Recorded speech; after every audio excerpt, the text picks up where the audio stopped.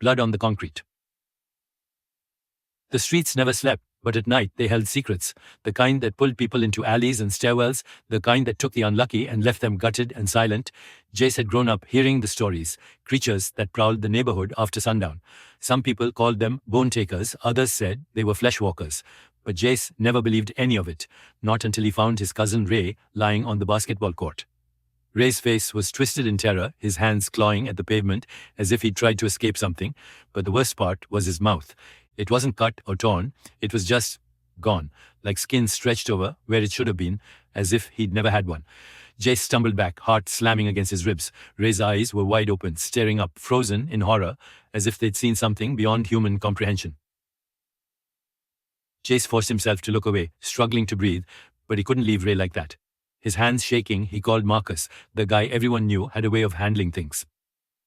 When Marcus arrived, he barely looked at Ray's body. Instead, he grabbed Jace's arm and dragged him into a nearby alley. "They're here then," Marcus muttered to himself, scanning the shadows.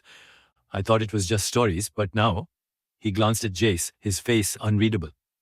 "What are you talking about?" Jace demanded, his voice cracking. Marcus's voice lowered. "Creatures that feed off human fear. They don't just kill, they take things, twist people, leave them trapped in their own terror. It's how they survive."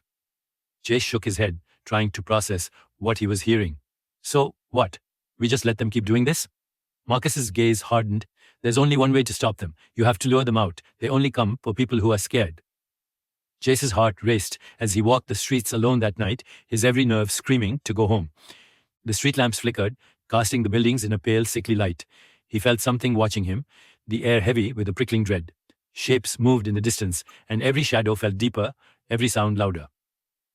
Then he heard it, a wet, slithering noise like something dragging across the pavement. He turned, and there it was. The creature stood tall, skeletal and contorted, with skin stretched tight over its bones. Its eyes were hollow pits, black and endless. It moved with an unsettling, unnatural grace, twisting like a snake as it drew closer. And then it smiled, a wide, jagged grin that seemed to split its face. Jace felt a shudder run through him, but he clenched his fists, willing himself to stay still. This thing wanted him to run. It wanted him to be afraid.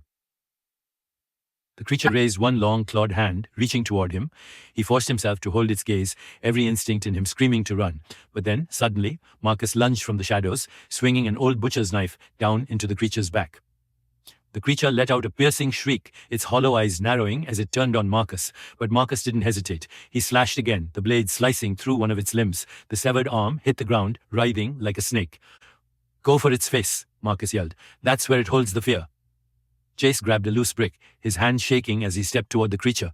It hissed, and he felt that fear clawing back. But then he thought of Ray. He thought of what they'd done to him, and the fear hardened into rage. He brought the brick down, slamming it into the creature's face. The thing screeched, its face cracking as thick, dark liquid oozed out. He struck it again and again, until its empty eyes dimmed, and it collapsed, dissolving into a dark, foul-smelling puddle. Jace stumbled back, breathing heavily, his hands stained with whatever blood the creature had. Marcus put a steadying hand on his shoulder. "They're like cockroaches," Marcus said grimly. "There's never just one."